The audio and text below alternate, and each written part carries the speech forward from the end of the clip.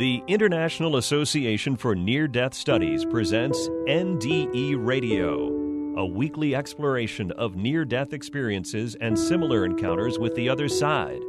Now, here's your host, Lee Witting. Welcome to NDE Radio. I'm your host, Lee Witting. In the 8 years I've been interviewing near-death experiencers, I've encountered many stories of childhood abuse, many more than I ever expected to encounter. Our guest today, Crystal McVea, is another NDEer who sadly experienced molestation. For her, it was from ages 3 to 12, and as a result, she found her life going downhill during her teenage years, including drugs and alcohol and promiscuity and divorce and abortion as a result. Her life improved with a happy second marriage, but by then she was into testing God. During her pregnancy, the tests were, God, I'll know you're real if I'm pregnant with twins, and proved to be twins. God, I'll know you're real if these twins are a boy and a girl, which they were. God, I'll know you're real if their eye colors are blue and green, et cetera, et cetera. And when all those conditions proved true, she still had some doubts. In 2009, by then a school teacher, wife, and mother of 4, Crystal McVea died. During the 9 minutes that the medical team worked to bring her back, Crystal says that she experienced God, who ultimately sent her back with a message of hope and love for herself and for all the world. Crystal went on to tell her story in the New York Times bestseller, Waking Up in Heaven, a true story of brokenness, heaven, and life again. And since then, she has written a follow-up book titled Chasing Heaven. To tell her story, Crystal has appeared on programs such as Good Morning America, The Anderson Cooper Show, Dr. Oz, and The 700 Club. Crystal continues to share her story of how her experience of dying taught her how to live. Crystal, welcome to NDE Radio. Thank you for having me. Oh, it's wonderful to have you, and we've even sorting through all the technical problems that we invariably have. Crystal, many NDEers believe we choose the life we are about to live just before we're born. But why do you suppose would anyone want to burden themselves with going through childhood abuse? Oh, that's a really good question. I have not been asked that before. I've often thought about that. And what I remember is in the moment that I died, I remember standing in what I call heaven, this beautiful, immense light. And immediately I recognized where I was. I knew that I was home. And so what you just said really radiates with me in the fact that this wasn't a place that I was being introduced to. It was a place that I was being returned to. And the 2 angels that greeted me the moment that I was there, I wasn't meeting them. I recognized them. In fact, I was very excited to talk to them.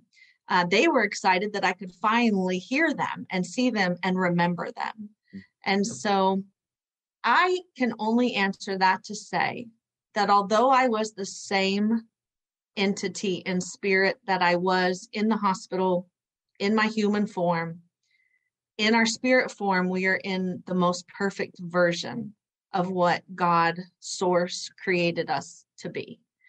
And so I don't think that it's possible to understand things in my human form that I did understand in my spirit form. That really makes good sense. So we're confident probably when we're on that side of the veil that we can handle anything that gets thrown at us, and that maybe we even take on burdens, huge burdens, in order to learn and to then help others. During your NDE, God shows you a picture of yourself as a happy child.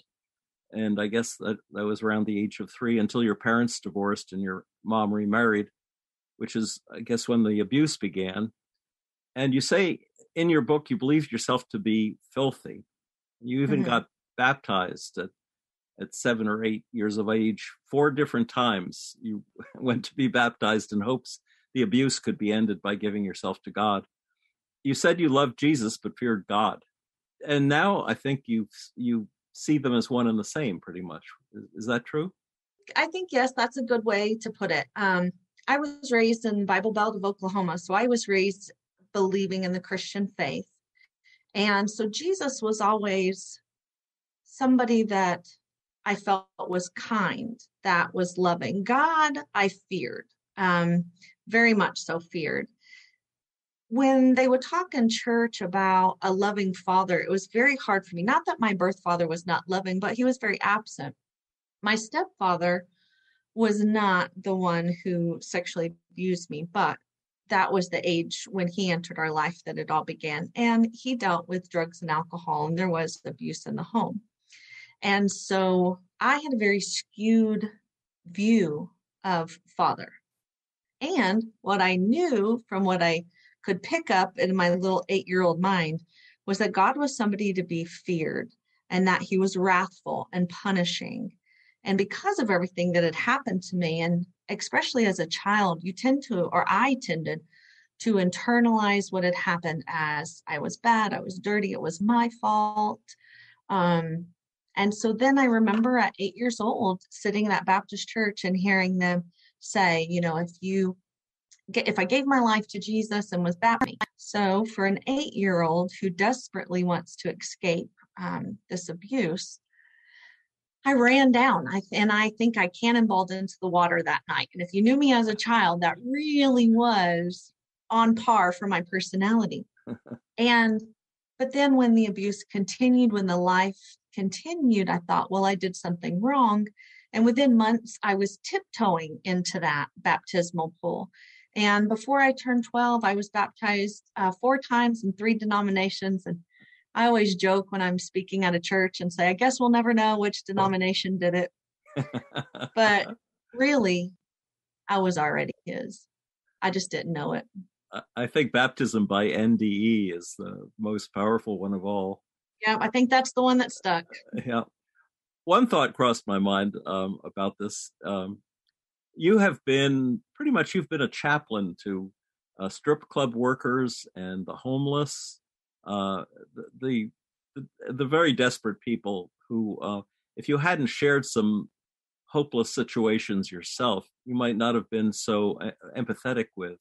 But now having the combination of the experience of abuse and the certainty that God loves you through your NDE, you'd be a wonderful person to meet, I would think, if you were, I think so. a strip club worker or pregnant strip club worker or someone sitting under a bridge, as we have everywhere in the country these days. And those were really, before I died, I mean, I was never not a good person, but I was a very selfish person. I became a single mom at 21. I entered my 20s with a divorce and 2 babies on my hip. Every mistake or learning experience, that you could have had, I did. I tended to learn things the hard way. And so I was a single mom for many years before I met my now husband, which we'll celebrate 17 years of marriage this year, 18 years together. But, I think that that's where my heart lies with single moms, is because I remember how it feels. I was never homeless, but after my experience, I was close to being homeless several times, but after my experience, when I returned, all I wanted to do was, I wanted to give everything away. My husband on several occasions had to say, I need my clothes. You can't give all my clothes away. Or I need our house, and or you can't give our house away. So things like that. And that's when he will tell you, he said, I always believed you, but it was that moment. We were actually in the middle of a lawsuit with somebody who owed him a substantial amount of money. And I did not care if we spent the entire amount that we were going to get as long as we won, right? Like I wanted to win. And so after I died and came back and I said, we're just going to pay it. We're going to pay it and wish them well. And my husband said, that's the moment I knew.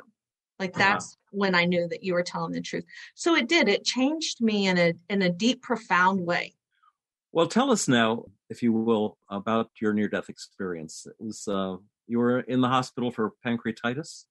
Mm-hmm. I was. And so what had happened was I went into labor with my twins at 28 weeks, and they were born at 29 weeks. We were in the hospital for several months. And so you had mentioned all those prayers I had prayed. I'll know you're real if I get pregnant. We did. I'll know you're real if it's twins. It was. I'll know you're real if it's a boy and a girl. And it was. And then in the very end, I said, well, because I was actually getting afraid, right? And I said, I'll know you're real if one has blue eyes, one has green. My husband is a beautiful black man with deep brown eyes.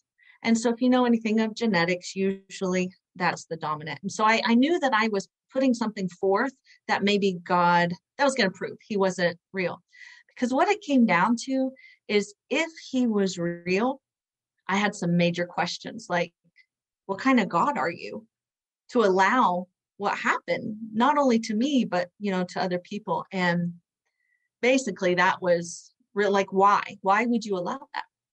And so when the twins were born, they weren't sure that they were going to survive. And that was the point that I think I really did believe in God, because this anger arose in me. And I thought, he is real, and he is the punishing, wrathful God that I learned about. And he's going to take one of my children as punishment, right? Oh, yikes. And so I remember holding them. They were about a week and a half old. We couldn't hold them. And they opened their eyes, and one had blue eyes and one had green. And that right there should have been enough, but it wasn't. I was very, very angry. I think everything just started piling up. So we get home after about 4 months, and I was having trouble breathing. And so about 6 months later, I went in for a routine procedure. I was going to be home that evening, and everything that could go wrong went wrong. My pancreas was accidentally nicked, which set off pancreatitis, which put me in the hospital on a pain medication pump that, unbeknownst to us, was set up, miscalculated just a hair, enough that my body couldn't filter the medication that I was getting. And so on day 3, I called my mom that morning, and I was alone in the hospital. My husband had to take care of our babies. And I said, I'm dying. And she said, you are so dramatic. And I said, I'm telling you right now, I'm dying. And she said, well, let me put my makeup on. I'm coming. And I said, no, come now. So if you know my mom, she doesn't go anywhere without her makeup. But she came up to the hospital and she sat with me. And I can remember opening my eyes at one point and seeing her put her makeup on in the bathroom. And then I closed them, and then I opened them again. And some time had passed, and she was sitting at my feet with her back towards me. And all of a sudden, I had this peace wash over me. I've always been terrified of death, right? Because we don't remember doing it. Mm-hmm. And I've been terrified, but this peace washed over me. And I knew that my heart, I knew that I was done. I knew that I was dying. And I had a little bit of air left. That's the only way I know how to describe it. And with that, I pushed out the words, I love you. And I don't remember her turning. I don't remember her calling for help. I don't remember the 10 minutes that they performed CPR, because the minute that I said, I love you, I woke up. I literally closed my eyes, blinked, and opened, and I was standing in the most beautiful light. I wish there was better human words. I wish I knew a gazillion human words that could explain it. And instantly, so many things happened at once. I knew who I was. I was still the same Crystal who had just died in that hospital room, but I also knew that I was the same Crystal that had existed for all of eternity. And so when I say that, I got a lot of pushback when I came back and I would say that. And several people within my faith would say, that's not biblical and you can't say that. Eternity is no beginning, no end. And what I knew is that I had existed from the moment, and the Bible says, like, that he created me in my mother's womb. He knew me before. He says, I knew you before I created you in the womb, before I became a human. That was the part of me that I was rejoined with. I had no questions. I knew where I was. I had the 2 angels, I called them angels, standing in front of me. What I really would call them are my guides. I knew that they had been with me every single step of this journey, this school lesson that I had come to experience. They were excited that I could see them finally, that I knew that they were there. I knew that they weren't my grandparents, or somebody I had known in this life. Like, they were contractually with me from the moment I stepped into this life. And we communicated beautifully, but with no words. It was all done with emotion and thought. And it was the most profound way to communicate. And then I became aware of another presence, and I turned to my right, and I was just flooded with this profusion of love, visible, tangible love. And immediately I dropped to my knees. I put my hands up, which I was never raised in any of the churches I went to. We didn't worship that way. But immediately I put my hands up, and then it was almost as if I was in so much awe and had so much reverence for this source of all things that I just fell to my face and I cried. And I cried out my question. Remember I said, I have a question if this God's real. And I cried out and I said, why didn't I do more for you? Because in that moment, I didn't have those questions that I had as the human. I was being rejoined with the source that had created me. And I was overwhelmed. Tangible love that, we can tell each other we love each other and we can feel love, but I was in the presence of love itself. And what I came to realize is when we feel love, when we act upon love as humans, that is the source of all running through us. So when you feel love for somebody, you're feeling this source of all things. And I don't know how long I laid there. I remember at one point looking down, I call it a tunnel, but it was bright and there was no ends. And I remember looking down and I noticed at the very end of this tunnel, it got very bright. And I knew that that was the entrance into my forever, right? Like, I knew that there was an entrance. And God said, in the entire time we're talking, but I wasn't allowed to remember everything. God said, once we get there, you can't come back. And he reminded me of several things all at once. He showed me a vision of my 4 children, just a vision. It wasn't actually them. And he showed me several things. One, that he was with them always, that God never, and I use he, but that God never leaves us, that he had a plan for them and their journey here, just as he does for all of us, and that he uses all things for good, and that their plan for their life was perfect. But that perfection on that side, using the word perfection, and then here it doesn't match. It doesn't mean the same thing, because it didn't mean that they weren't going to experience trauma or heartache or sorrow, but it meant that it all wove together in this beautiful tapestry that, whether we're 33 or 99, it forms a life. And then he showed me that I wasn't really leaving them, that I was going to be a part of everything until I was rejoined with them, and that we would be rejoined together. And then he reminded me of a time I sat in church and the pastor said that you're supposed to love God above everybody. And just in the back of my head, I said, I would never love you more than my children. I could never love something more. And so I remember that, because when he gave me the choice, I chose to stay with him. I chose not to return to them. And my 14-year-old at the time was not happy with that answer. Like, how could you not want to come back to us? I said, you'll just have to experience it one day. And so when I made the choice to go with him, the vision of my children disappeared, and we continued towards, I refer to it as the gates of heaven. It was really just the entrance into the next realm. And then I saw her, this beautiful little girl, and she wasn't just a vision. She was a human little girl dancing in front of me. She had a little basket, and she would dip her basket into the light and she would dump it out. and the light would cascade like water. It was just the most beautiful thing. And she would giggle. And I loved her like I have never loved anything in my life. And I knew that I had ownership of her and she belonged to me. And I couldn't get to her fast enough. And as I was trying to get to her, my spirit started, I don't know how else to describe it, but swelling with love for this child and pride. And I remember at one point, right before I got to her and could scoop her up, I said, I'm going to explode.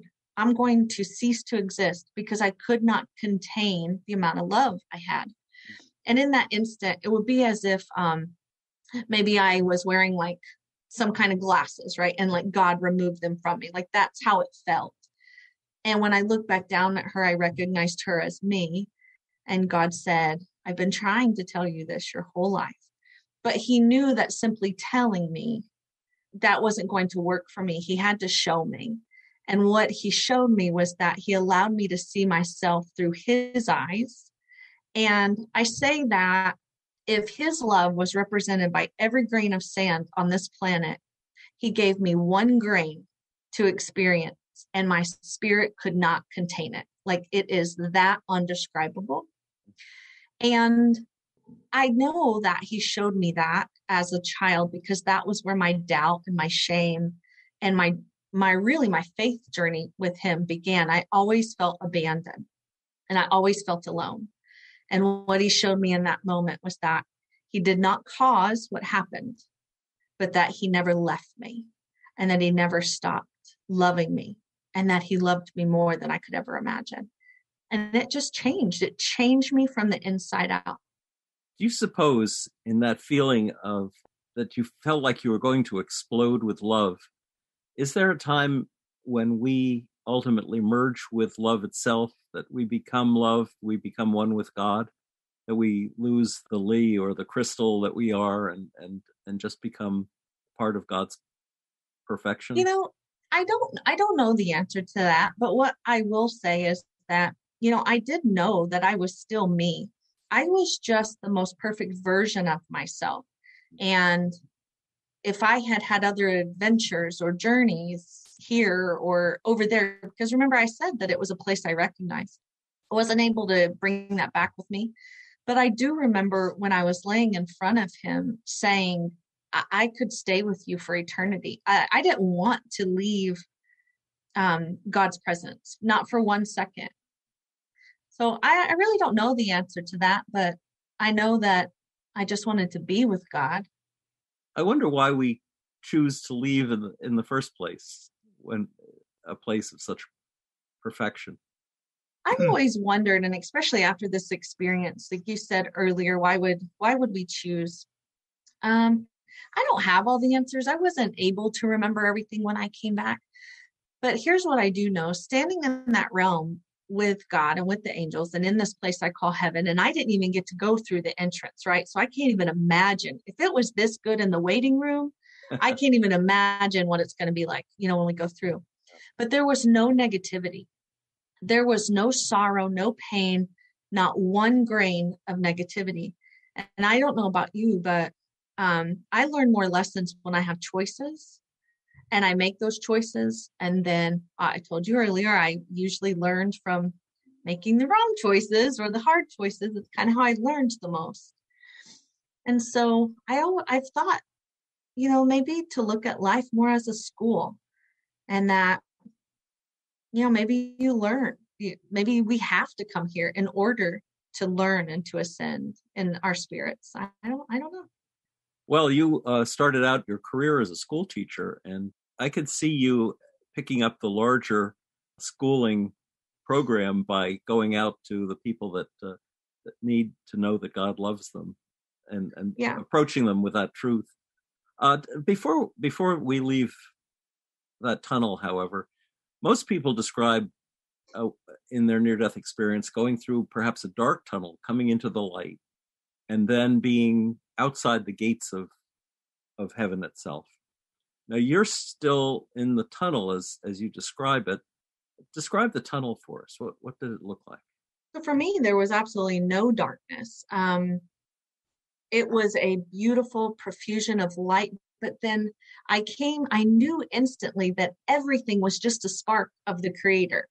The tunnel was a piece of him, and there was a spark of God that created me and my spirit and the angels. And so everything was so connected, and we were connected, and then we all connected back, to the source. And so for me, the tunnel was vast, but cozy, right? Like it's like oxymorons, right? So it was vast and cozy, and it had sides, but they never ended. Like it just went on.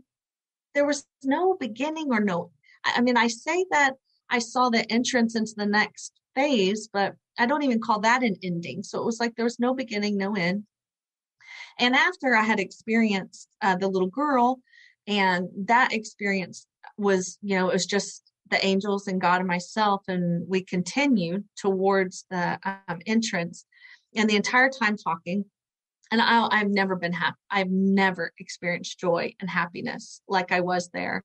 And I didn't see any of my family, that had passed on. I didn't see anybody that I'd known. But then I heard my mom. I heard my mom crying. And I said, she doesn't know. Like, she doesn't know I'm okay. She was terror. I could feel the terror in her. And I said, can I just go tell her I'm okay? And God said, the choice is up to you. So there's the choice 2 times, right? Because the other thing that I had always feared about God was that he was just like a puppet master, right? And so that when we got to heaven, we just worshiped him for eternity. That sounded so boring. And then he just pulls our strings and we do everything, that he says. But for the second time, he gave me a choice. And so I turned around to go find where her voice was coming from. And when I did, he said, tell them what you can remember. And remember, I think I had the keys to the universe in that moment. There was no questions. And I remember thinking that's silly. And I said, well, I'll remember everything and I'll be right back. And I looked down because her voice seemed to be coming from under where I was. And I looked down, and when I did, I just remember the floor of this realm of what I was standing in. It was like I was standing on a glass river of the most beautiful diamonds that God's goldenness like shined. It was the most gorgeous thing I'd ever experienced. We're taught here you have solid and liquid, and then there it was just like you can dip the light, and and we have 5 senses here, but there it was almost like we had 1,000. There was 1,000 different ways to experience. And I just remember thinking how beautiful even the floor was so gorgeous. And the minute I saw the floor, I was back in the hospital room, and I was trying to remember how to talk. To the doctors and nurses, it probably appeared that I didn't understand what was going on, but on the contrary, I knew exactly what was going on. I couldn't speak. And so that is something I remember when I go to speak with the dying, that just because they cannot speak doesn't mean that they can't, hear or understand what's going on. And so it took me a moment. I think it was the only time in my entire life that I've ever been at a loss for words. And then I started to say, stop. I want to go back. I'm in the most beautiful light. I'm with God. And, funny thing, they don't stop CPR if you ask them to. If you start going back out, they bring you back. So about the 3rd time they brought me back, I knew that I wasn't going to go back. And then I was just mad. Were you in a lot of pain when you came back? Not in the very moment that I came back, but I do remember the doctor. I don't know how long I had been back, but I'm assuming pretty quickly. And I told you that my body, essentially, I went into respiratory arrest, and that stopped my heart. And it was from a drug overdose. The Dilaudid that was in the pain pump was sending too much to my body, and I couldn't process it. So I basically died of a drug overdose. And so he gave me a shot of Narcan, which I later found out erases the effects of narcotics. They give it to a lot of people that have drug overdoses. Overdoses, yes. Yes. And I will tell you that that was the first moment I felt pain. It was the most excruciating moment of pain. And I had just had children. I mean, it was the most excruciating thing. And then I had cracked ribs and pancreatitis. And then I just had this shot. So yes, I was in so much pain. And then they put me in critical care for several days. But I still tried to tell, I remember a cleaning lady came into my room and I said, do you believe we go somewhere after this? And she said, oh yeah. And I said, I saw it, and it didn't occur to me how crazy I must have sounded or looked to people. But I soon found out that when you start talking about stuff like this, that never know. It's really interesting. When I was a chaplain at the hospital, so few doctors believed in the NDE stories we were hearing, and so many of the cleaning people did, and they were just so much wiser in the heart. Perhaps they didn't go to medical school, but their hearts were so much more mature than those of the doctors and nurses who just couldn't conceive of anything happening after we died. Well, and my mom would tell you that when I did start telling them, please stop, I'm with God, I want to go back, I'm okay.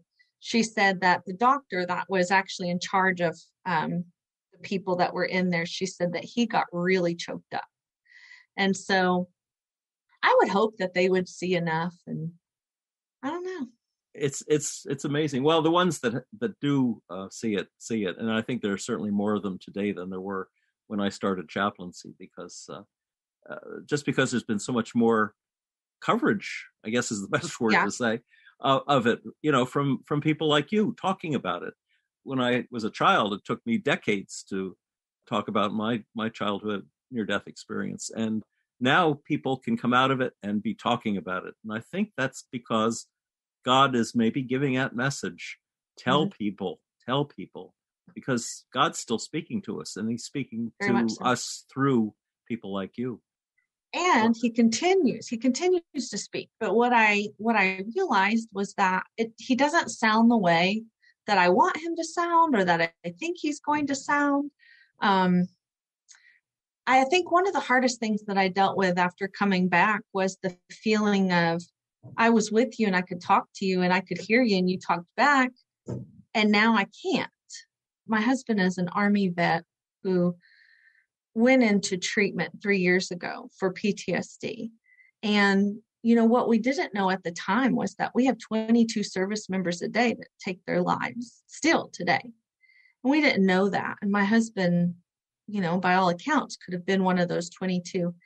And I remember the night that he left the house, and I just remember laying in my closet and crying and telling God, before, I didn't know if you were real, but I'm more mad at you today because now I know you're real, and I can't see you and I don't feel you. I know you're real and you won't talk to me. You won't make this better, right? And I didn't hear from him. I felt like I didn't hear from him. This Saturday will be 3 years to that day, and we are building our brand new house. We're moving into it, and we went to look at our new neighborhood, and the road is named Preserve. And that is how God speaks to me, that 3 years later, here we are on the stronger foundation, that now my husband has a ministry within the community of veterans, But how could he help them had he not understood what they're going through, right? And definition of preserve, to keep from decay, to keep from being destroyed. So that's how I look at God still speaking. And also God was speaking to him through you when he began to recognize, when you wanted to give everything away, that God had, or that heaven had an impact on you that he couldn't deny. That gives him the confidence to go out and talk to some of these 22 that would, it's horrible. It is. And he always believed. That's what I didn't understand was, I'd say, well, where's your proof? How do you know before I met God? How could you believe? And we went to church every Sunday, and I'd come home and go, do you believe this stuff? And he'd say, I really do. I mean, he just never questioned. But I think you said in an interview, and I hope I remember this correctly, that sitting in church doesn't make you a Christian any more than sitting in a garage makes you a car. Right, exactly. I know that it may not have been your invention, but I love that expression. I'd never heard it before. I think Joyce Meyer said that, and it made so much sense to me. And so what we ended up finding was that church became different for us. Church became sitting with homeless under a bridge and listening, not preaching, listening, doing life together. Church for me began going into the darkest realms, sitting with women that have come out of sex trafficking, that were actively working in the adult entertainment industry.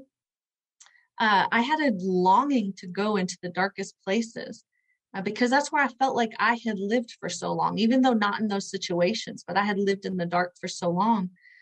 And I can remember saying during some of the hardest parts, the hardest things I went through in my life, I didn't need anybody holding a sign against me. I needed somebody to hold me. And so that's what we try to do. We don't have all the answers. We can't fix it. Doesn't make people not have that job or not still be homeless, but just the knowledge that you're not alone. I think somewhere you said that you don't go into a strip club and hand somebody a Bible. You go in and tell them how much God loves them. That's what everyone needs to hear. Actually, you'll be surprised to hear this. That's not even something that I would normally even say. What I would say is we would go in with gifts. We would not take up their time because that's their place of business and we don't want to disrupt. And there was only a couple of us that would go in and we would leave gifts and we would say, I love you. Because, if you were like me, if somebody came in and told me God loves you, I'd roll my eyes at them. Before, when I was living in that darkness, I would have rolled my eyes.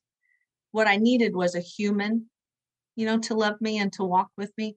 But then it's through that you build relationship. And oh my gosh, I now, after years in this ministry, I have 2 of the most precious God babies because I met their mother and I've just watched this beautiful woman and what she has gone through and where she has risen to. And I get to play with these babies and call them my godchildren. But that wasn't because we brandished Bibles or, said anything derogatory. It was because I said, hey, I love you. Anybody doing a baby shower for you? Do you need anything? Here's my number if you ever want to go get a coffee. And that's how it starts. Yeah. And that's why the world needs so many more of you, because to give someone the proof that you love them takes time. It's hard to say I love you and then walk away and never see them again. And it's but what persuades them and what ultimately brings them to the understanding that it's God's love that you're channeling through you to them is spending time. But one person can't cover the territory. It takes many people who are channeling God's love.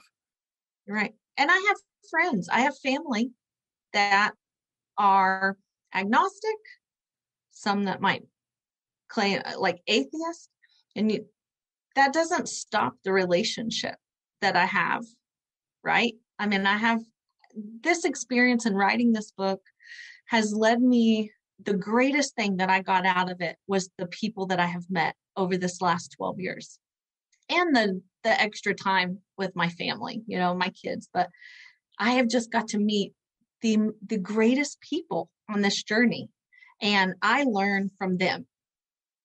Tell us, if you would, perhaps an example of meeting someone who was really in desperate straits, maybe working in the sex trade or strip clubs, or just how they respond. I know everyone's different, but maybe you could give a couple of examples. I would use the example that I gave about my friend that was the single mom of 2 children already. And a lot of the times, and I'm sorry they're doing yard work outside. I hope it's not loud, but a lot of times that kind of work is very financially lucrative. And so once you start making that kind of money, it's very, very hard to walk away from. And what we find is a lot of our girls, or a lot, not all, would become dependent on drugs or alcohol. And then it becomes a cycle. You work to get money for your addiction, and then you have your addiction so you can make it through what you have to do for a job. And so I would say just the women that I've met that have taught me things, because here's the thing. Not every woman that I have met in there was like that. I have met incredible, strong, independent women raising children, never touched drugs or alcohol. I mean, you can't pigeonhole, people. Some of the smartest humans I've ever met were under a bridge that were so filthy, I would have never stopped to talk to them before. But the best Easter I ever had in my life was sitting in that dirt and listening to this man teach me. And I've met so many people that are in the LGBTQ community that have just become so ingrained in my spirit and my heart. Any marginalized group of people that's taught that they can't have the experience that I had, or that they're not worthy, I think my heart really goes out to them. I mean, you name it. I've met somebody that has taught me something. In Chasing Heaven, you tell a story of how you called out to God one night and asked him to break my heart for what breaks yours. Yes, and that's a very dangerous prayer, because when your heart is broken for another human being, you simply can't walk away, right? And so I am so sorry. I hope that is not super loud for you outside. They are right outside my door. It's okay. But I said that I'll never pray that prayer again, because it was the most dangerous prayer. And your eyes are opened in a way that they never were before. There's always been people that were homeless. And I never gave money on the street. I never stopped to say, are you hungry? Are you thirsty? And I went to church 3 times a week, most weeks. And I never gave somebody a drink. And I never said, is there anything I can do? Even if it's not monetary. So that changed a lot. And so now my kids are just kind of used to us doing that. I think you said it became a prayer that wrecked your life in the most beautiful of ways. In the most beautiful of ways. Yes, because it led me into places that I never would have gone before. And in doing so, it introduced me to some of the most beautiful humans that I would have never known. What's your understanding of the nature of evil? Do you believe there's an evil one, of Satan? Do you believe that it's a positive, negative force in the world, or is it just the absence of good? I don't know. 12 years ago, and even 10 years ago when I wrote my book, my answer might have been a little different. I was still, not that I'm not evangelical now, but I have had experiences that were not the same experience that I would have had with God, that I probably, and in my book, I had said, I don't have any other answer to say that if it was the opposite of love and good, then what we're taught is the opposite of God is Satan. But so much has changed. I had a conversation with Alan Colmes. Do you know who he was? Yes. He was a political commentator, and the day my book came out, he had me on his show, and it was such a hard day for me. And right before the show started, he said, "Are you one of those Christians that's going to tell me I'm going to hell?" And I started crying, and I said, "Why would somebody tell you that?" And he said, "Well, because I'm agnostic." And I said, "Well, I'm Methodist. What denomination is agnostic?" And so he laughed, and he said, "Well, agnostic means I'm not sure that there's a God." And I said, "Oh, there isn't." We had a beautiful conversation, but Alan and I developed a friendship, and it just made me laugh because, he defended me. And we had two separate belief systems. But I remember thinking, why would you think that you don't get to experience this God or this love? That made me sad because I'm not special. According to what we're taught, I should have never seen God. Well, there is a church for agnostics. It's called Unitarianism. And well, there you go. I say that because many of the people that also attend my congregation are members of that church as well. Of course, it didn't start out that way. It was a branch of the, I want to say, Trinitarian Congregational Church, who came out of the Puritans. So they fell a long way, but they didn't fall at all because God loves everyone that comes to his door. Yeah. Apparently. And you know, it doesn't matter if you could be an atheist, as long as he looks at your heart rather than the way you're thinking about things. Yes. And if your heart is, if you're capable of love and can recognize his love, I mean, that's all he's asking is recognition. Tell me, I'm going to ask you another theological question while I have you here. What's your thoughts on reincarnation? I don't know. I look at, like I said, I look at this as a school and as a journey. I, as a human, say, I don't want to come back. I do not want to do this again. But then when you're standing in that most your perfect self in your spiritual form, everything made perfect sense. And remember that I knew that I had existed before this. So I was somewhere, my spirit, my mind, I mean, my consciousness, it existed before I was a human. And so who's to say? But that's the frustrating part about becoming human is I knew so much when I was in that realm, and now I can't remember. He let me remember just a few things. My friend Mary Neal, I don't know if you've ever talked with her or read her book. She wrote To Heaven and Back. Yes. She's become one of my dearest friends. And she's been to many of our IANDS conferences. Yes. That's actually where I met her. We met at an IANDS conference in Austin, and we have been very good friends ever since. One day I was talking to her. She really was there for me when we were going through the stuff with my husband. And I said, I don't understand any of this. And when I was on the other side, I had all the answers and I could remember everything. And when I was coming back, I knew exactly why I was coming back. And I'm so angry because he didn't let me remember. And she said, well, he let me remember that my child was going to die. And she said, basically just saying, be careful, that maybe in him not allowing me to remember everything was a good thing. Not that she looks at it as a bad or a good thing, but it just brought it back into perspective that I don't know. I don't know what lies ahead. I don't know if I'll go tomorrow, which we laugh in my house because once you've died, that's kind of like, that's all I talk about.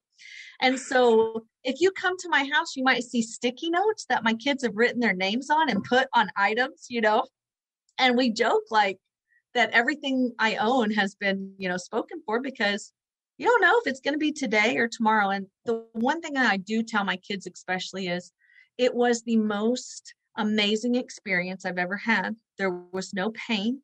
There was no fear. My grandfather passed away 5 years ago, and I was holding his hand towards the end, and he said, I'm scared. And he was my biggest fan. And he said, tell me what it's going to be like again. And so at 92 years old, I told him, and I said, Papa, it was like diving into the most beautiful pool of water. Like it doesn't hurt and it's so beautiful. But if I go in 99 years or tomorrow, to me, I know I'm going to look at God and say, I told you I'd be right back, because there was no time. I don't know. I think about it at least 4 or 5 times a day still. Tell us the story about the sheriff that you were with who was dying. Okay. So I'm like 23, I think. And I'd gone to get my license renewed, and they said, you can't get your license. You have a suspended license. And I thought, oh my Lord, well, how does that happen? I don't know. Well, I had to run an errand. I had to go by the sheriff's department. We lived in a little tiny town. My ex-husband was behind on child support, and I was going to go tell them where he was. So I walked into the sheriff's office and I explained why I was there. And he said, well, I don't have that name on my list. I have this name. And I said, well, that's me. I said, oh, is his child support like under my name? And he said, hold on, I'll be right back. And he comes back in, and he was well over 6 feet tall, this big cowboy of a guy, cowboy hat. He said, Crystal, he said, honey, you have the right to remain silent. And I thought he was joking for a second. And I thought, what in the world's going on? And I said, is this because my license is suspended? And he said, your license is suspended? I said, I don't know. I just got real quiet. I said, I don't know. And I started crying. And they arrested me and handcuffed me, and he fingerprinted me. And he said, who do you want to call? And I said, not calling my mom. I don't know what I'm going to do. And so we called the bail bondsman, and I took out my checkbook to write a check. And the bail bondsman said, oh, I only take cash. I'm a single mom. And I started to cry, and Kenneth said, I'll vouch for her. She's going to stay here with me, and I will take her before the judge later today. And I said, my kid's daycare closes at 5. And so he said, you'll be there. So I ended up sitting in that. He didn't put me in a jail cell. I ended up sitting with him handcuffed. And at one point he got a sandwich and he fed me and we ate, and he walked me over to the court. And here I was in school to be a teacher. And I lived in a little tiny town where everybody knew everybody. And he could see that I was trying to hide my handcuffs. And I remember he looked at me and he said, I'm going to take those off and don't you run. And I went to say, I won't run. And he said, because I'm big, but I'm fast. And I said, okay. So anyway, he put me in my car after it was all over. He said, get your license taken care of. He knew full well. He said, go get those babies, get your license taken care of. I don't ever want to see you again. I was like, I don't ever want to see you again either. So 20 years past, my book has come out, and I get a call that there is a man that is dying of brain cancer, and that his wife has requested us to come by. And we didn't know them. We'd never met them. And so I'm sitting next to him, and the whole time I just kept thinking, you look so familiar. And I kept telling him, I said, Kenneth, you look so familiar. And then it dawned on me. I said, were you ever a police officer? And he said, I was the sheriff. And I started crying. I said, you arrested me when I was 23 years old. And he said, oh, not me. And I said, Kenneth. And I told him the story, and I cried. And I said, I didn't have anybody. And I said, you held my hand through one of the hardest days of my life. And he squeezed my hand. He couldn't open his eyes. He squeezed mine, and he said, and now you're holding mine. And I got to see him several more times, and he passed away about 2 weeks later, and I've stayed in contact with his wife. But that profoundly impacted me. Like, that is one of my favorite stories to tell. And no, he wasn't healed, and well, he was healed, spiritually, but just the honor to get to hold this man's hand, as he had done for me so many years ago. So that's wonderful. Thank you. Crystal, we are sadly out of time for today, but I do want to thank you so much for sharing so much of your life story, and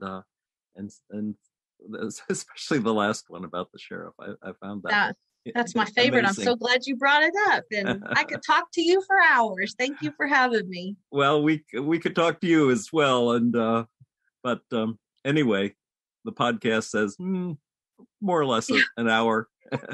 Yeah. We'll put up with that.